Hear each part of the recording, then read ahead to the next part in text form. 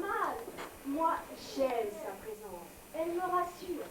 Derrière la petite lucarne, je regarde son cher visage. Comme monsieur a changé depuis quoi? Depuis l'empailleur. Oh, beau-mère! Oh, beau-mère! Je trouve que ce livre a beau le riche et que monsieur aurait pu être n'importe qui. Oh, peut-être les yeux ne sont-ils pas exacts? La bouche, les narines, les joues un peu trop rondes. Mais non, dans l'ensemble, je le retrouve et sa présence me réconforte. Une femme. Ah! Belle, riche, la plus belle et la plus riche de la ville. Prendre la résolution de se laisser mourir dans la tombe de son époux. Et toi qui t'obstines à me suivre, C'est naturel. Je ne vous quitterai pas. que je me condamne à mourir parce que mon mari est mort, cela me regarde. Que toi, tu meurs de ma mort, c'est fou, c'est barbare, c'est un suicide. Je t'ordonne de me laisser mourir seule. Fou et barbare! Je vous répéterai mille fois qu'il est fou et barbare de prendre des décisions funestes et de suite. Comment une pareille monstruosité n'est pu vous venir à l'esprit? La légèreté des femmes de la vie m'abaissante. Leur avarice, leur sécheresse et leur clin d'œil au sujet de ma liberté reconquise ont vite fait de me combattre. Il fallait, par exemple. Il fallait apprendre aux femmes du monde ce dont est capable une femme du monde. Ne cherche pas à me détourner de mon projet, c'est impossible. Je mourrai dans ce sépulcre. L'avenir retiendra mon nom. Peut-être aurais-je mon buste en or sous le porche du temple et les mauvaises épouses rougiront de passer devant moi. Ainsi vous mourrez par honnêtement et par orgueil vous voulez étonner le monde. Les femmes du monde. Souviens-toi de la magnificence du cortège qui m'a conduite jusqu'à cette porte. Les musiques, les parfums, les cœurs des prêtres.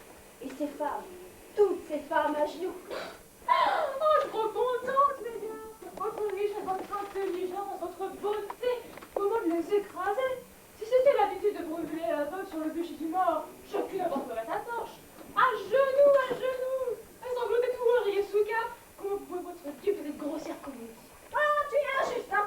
Et n'importe quel moyen de me sauver te semble bon. Madame! Ah, tais-toi et ne t'obstine pas à me suivre aux enfers. Du reste, sache que c'est à toi et à personne d'autre que j'ai légué ma fortune. À moi? À toi. Je réserve cette surprise à ma charmante belle-sœur. À moi? À toi. Quel dommage. Pourquoi quel dommage? Parce que je n'ai point de famille et que tout cet argent ne peut profiter à personne. Profiter à toi. Non mais puisque je serais morte! Ah, ton âme, ta féminité sont trop belles pour qu'on se fâche contre toi. Pourtant, écoute, faut vivre. Ma mort doit rester un exemple unique. Et j'ai publié mon dessin. La belle affaire. Et croyez-vous que vous ne les pas davantage dans l'ensemble que vous rentrez chez vous? Je te défendrai d'ouvrir la bouche et de me démoraliser. Tu ne changeras pas mon plan. Tu risques de rendre l'exécution moins facile. Et moi, je vous défendrai contre vous-même. Je sifflerai comme une chouette. Ah! Le printemps, le cœur de l'huile, le marbre, les étoffes, tout conseil de se livrer à l'amour. Mais voilà une femme qui n'a jamais connu l'amour. Je le tue. Qui n'a jamais connu l'amour. Et qui sous prétexte que son vieux mari est mort et que l'empailleur... L'empereur. Sous prétexte que la licence de notre vie mérite un exemple et qu'il faut punir les mauvaises langues, se plie d'abord elle-même et se laisse mourir de faim dans un tombeau. Oh, si vous aviez été amoureuse, nous ne serions pas là. Pas de votre époux, certes, mais ça existe d'autres hommes et qui ne peuvent pas leur dire un bonheur. J'aimais mon mari. C'est justice. Il n'ai jamais eu tentation de me tromper avec quiconque. Parbleu. Il vous a manqué de voir des hommes. Ah, plaisante. Vous n'appellerez pas des hommes les jeunes gens du monde qui ne visent que votre fortune. J'ai ce soin d'être vie et vous. De vous intéresser beaucoup au charme de notre sexe. Et lorsqu'ils tournent autour de vous, ils ont des robes aussi larges que les vôtres et qui empêchent les femmes de savoir ce qu'ils pensent. La lune et le parfum de ces nuits de printemps ont peut-être toujours retenu. Et cet homme de notre monde existe-t-il? Où le verrai-je? Où le rencontrerai-je?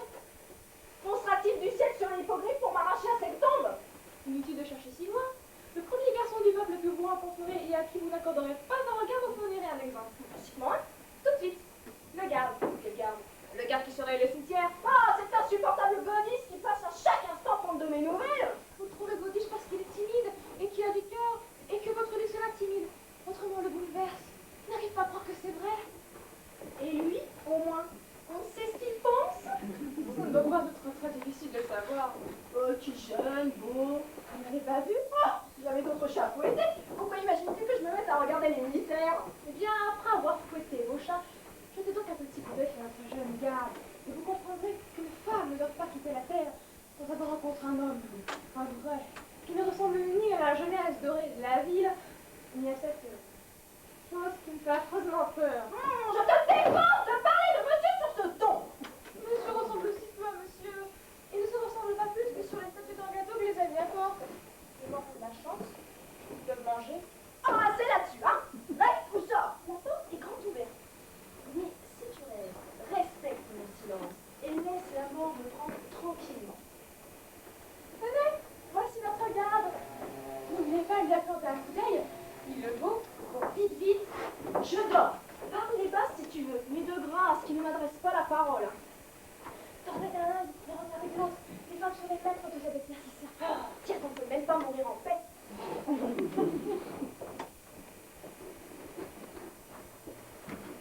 Elle dort? Oui, après un peu. Pauvre femme. C'est une femme têtue qu'il faudrait dire. Elle n'a pas mangé depuis hier soir. Oh, vous savez, il lui arrive de rester 8 jours sans manger pour maigrir. C'est plutôt moi qu'il faut plaindre. J'ai eu faim. Je vous ai offert de partager mon repas. Madame refuse de manger. J'ai dit madame. Madame de nouvelle folle. Folle géminerait. C'est le rôle du loyal servante. Je ne fais que penser à cet amour. Quel amour. Un amour qui oblige à mourir après la mort de ce qu'on aime. Il était jeune, beau. Tenez. Voilà de quoi il retourne. C'est pour cet homme que cette femme. C'est pour cet homme que cette femme parfaitement. Je l'admire encore davantage. La passion qui fait des folies, mais mourir par devoir, par simple devoir. Je ne savais pas qu'il existait des femmes si nobles. Si sotte. Vous ne pouvez pas comprendre. Les soldats ne connaissent que des filles. Jamais ne rencontre des femmes, des vraies femmes. Mais moi, j'en savoir mieux notre maîtresse. C'est chose possible. Si elle tient encore debout, hein, parce que demain je me sentirai certainement pas très solide sur mes jambes. Je vais garder mes 3 morts. De quel nom parlez-vous? 3 cadavres auxquels l'État refuse la sépulture. On les expose sur pilori et nos chefs craignent que leur monde ou leur famille ne cherche à découvrir leurs dépouilles. Je me dépêche, si vous avez besoin de la moindre chose, ah ben appelez-moi. Eh bien, dormez-vous? Non, L'avez-vous vu? entrevu. Comment trouvez-vous? Il m'a paru posséder une silhouette charmante. Il fait fort, on dirait. Très fort. Il rendra une femme de son milieu heureuse. Dieu l'assiste. Avez-vous réfléchi? À quoi? Parce que monsieur Zirès savait. D'abord, il sait. Il m'approuve, il me regarde, il m'appelle. Oh, puis ensuite, la vie de monsieur n'a rien à voir avec cette affaire. J'ai toujours été très indépendante. Monsieur m'a toujours laissé très libre. Justement, il préservait la liberté de madame et la sienne. Peut-être le petit prince que madame me suit vous effrayer. Il me disait souvent, ne répète pas madame quand je rentre et quand je sors. Je déteste les psychologues. Par exemple, que me chantes-tu là? Mon mari sortait et rentrait en cachette. En cachette pas le mot. Il aimait sa liberté, savait la prendre. Et moi qui jamais... Ah, les femmes seront toujours de pauvres dupes. Et toi qui les as à me trahir. Ah, c'est le con. Je me vengerai. Parfait. Vengez-vous, on ne vous en prend pas en sacrifice. Fuyez cette tombe. Ne me dites pas que j'ai des messieurs à vous trahir. J'ai des messieurs à conserver la peine du ménage. Le fourbe. Oh, voilà, vous exagérez encore. Monsieur était le contraire du fourbe. C'était un brave maître, la franchise en personne. Il détestait les drames. Et c'est pourquoi je l'évite de rester le rôle que vous l'obligez à jouer. Eh ben, défends-le. Continuez votre manège. Heureusement que la personne de mon mari entre pour fort peu de choses dans ma mort et que des intérêts supérieurs m'y obligent. Vous appelez intérêt supérieur l'orgueil de votre belle-sœur et les langues de quelques sottes. Ainsi donc, il sortait, il rentrait, il tout consultait. C'est du propre. Je suis heureuse de le rejoindre vite et de lui demander des comptes. Dirais pas, monsieur, que j'ai dit. Oh, les elle a dit que tu as dit, hein, ne sont pas mon genre, sache-le. Non, mais c'est drôle. Pourquoi connaître ses proches? Sous prétexte qu'on habite ensemble, on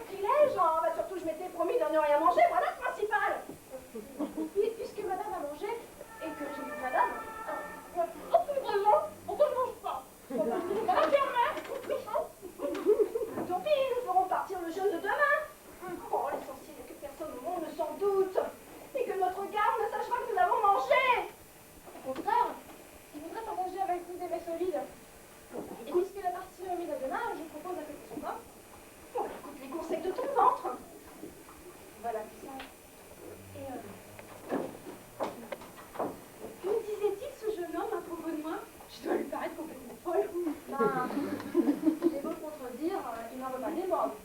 Votre maîtresse, dit-il, peut-être à cette époque où les femmes veulent et ne savent pas disparaître. Elle écoute la trace des autres et passe ça pour une veuve superbe. Alors, ça doit être une femme mûre qui serait ça. Oh, il a dit ça!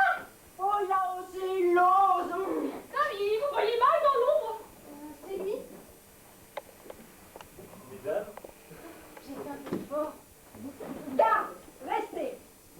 Regardez! Et vous pouvez dire à ces messieurs dames de la ville que je suis ni bancale, ni bossue, ni maigre, ni grosse, que j'ai quitté la vie en pleine forme et que je n'ai pas pris le premier prétexte venu pour disparaître! et mesdames, Vous n'êtes pas les vieux, vous avez lavé la pleine lune. Vous sortez, ne restez pas sur une jambe à me contempler d'un air stupide! et je sors, madame, je sors. Le voilà qui sort maintenant! Bon, cool, après-le, hein! Rattrape-le! Imbécile, oh là là! Je le rattrape. Qu'est-ce que c'est que ces musiques et ces torches? Un vampire. Non, presque. C'est la visite de ma belle-sœur. Il est vrai que les esclaves l'accompagnent. Oh, c'était bien le quai s'aventure dans un petit rayant pareil. C'était un puissant motif. Bon, va rejoindre vite notre jeune Dion. Je l'essayerai à toute vitesse. Vous sortez. Entre les tours. C'est pas une tour, madame.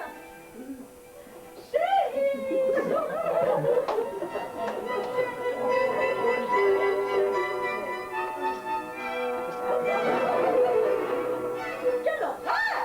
Pourquoi quelle horreur? C'était un endroit pareil. Ce matin, avec ce contagieux ce soleil, il semblait moins sinistre. Je suis venue pousser par une force. J'ai pensé qu'il fallait tenter une suprême démarche pour t'arracher à ce monstrueux. Ma décision est prise. Et du reste, je n'aurai déjà plus la force de descendre de ce lit de repos. C'est atroce. Atroce.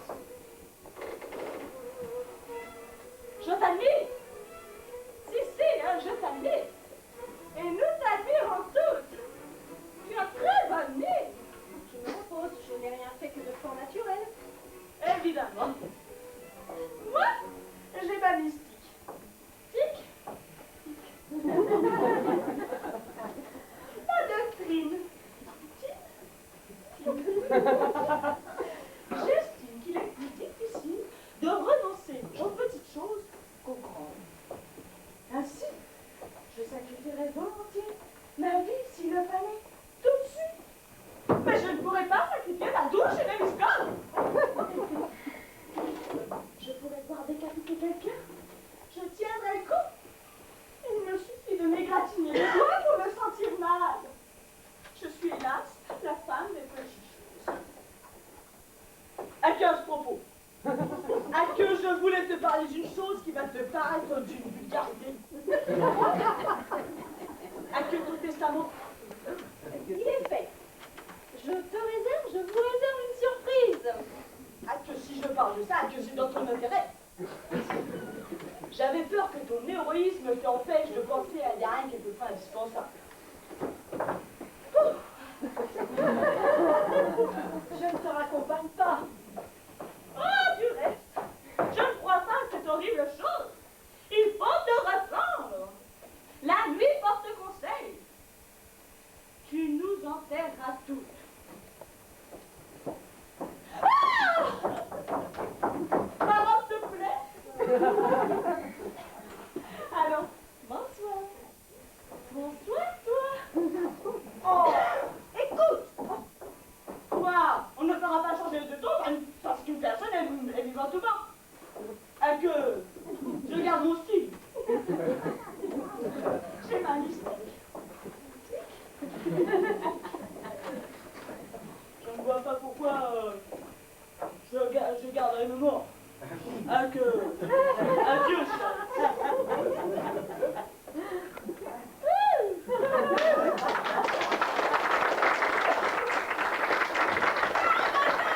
Oh, qu'y a-t-il? Vous êtes seul?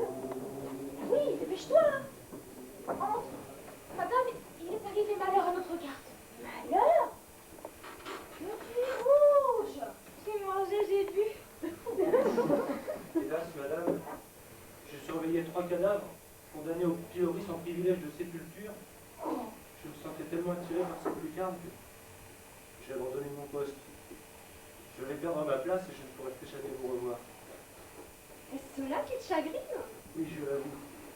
Et je ferai n'importe quelle démarche pour trouver un mort de fraîche date et le mettre à la place du mien.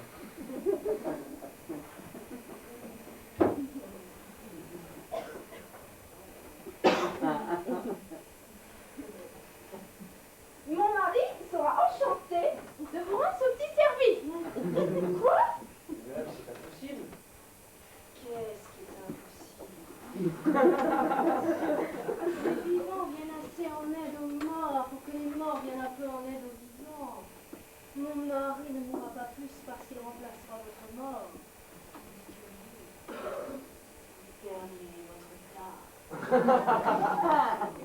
Quelque chose malheureux-vous. Il importe de voir de quel côté le dommage est pire. Madame, je n'oserai jamais. Oh, ne faites pas de manière! Ce sarcophage commençait à me donner des cauchemars. Et nous? Vous voulez sortir le sarcophage? Bah oui! Nous pourrons le sortir tous les trois. Vous qui êtes le plus fort, posez, nous deux nous tirerons. Madame se rend compte? On ne pourra jamais sortir. Oh! Il suffirait de dévaler monsieur. Oh, il est entré, il sortira, hein, c'est trop bête. Il faudra être penché de travers. Exact. Le visage va s'abîmer, hein. L'employeur a dit Oh, le visage, là, il lui ressemble si peu. Nous n'allons pas laisser se perdre cet enfant pour une crise de sentimentalisme grotesque. Ah, il passe.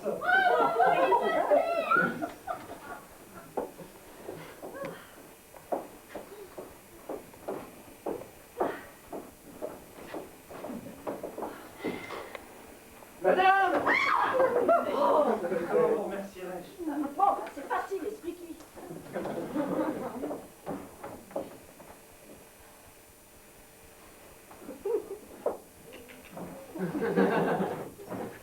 Je vais te dire mon nom à l'oreille. Écoute. Madame a eu du nez de me léguer sa fortune. Elle ne quittera pas le caveau de famille. Nous sommes riches. Riches, vivre ensemble ici. Le silence, les fleurs, et vous vivrez. Tu vivras. J'ai toujours pensé que mon mari était d'une nature extrêmement indépendante. Qu'il fallait lui laisser un peu la bride sur cou. Ne pas avoir l'air d'exercer une surveillance. Pense à tout, Une femme de tête. de cœur. J'ai l'âge de raison, hélas. Méchante, c'est à moi de te chuchoter mon nom à l'oreille.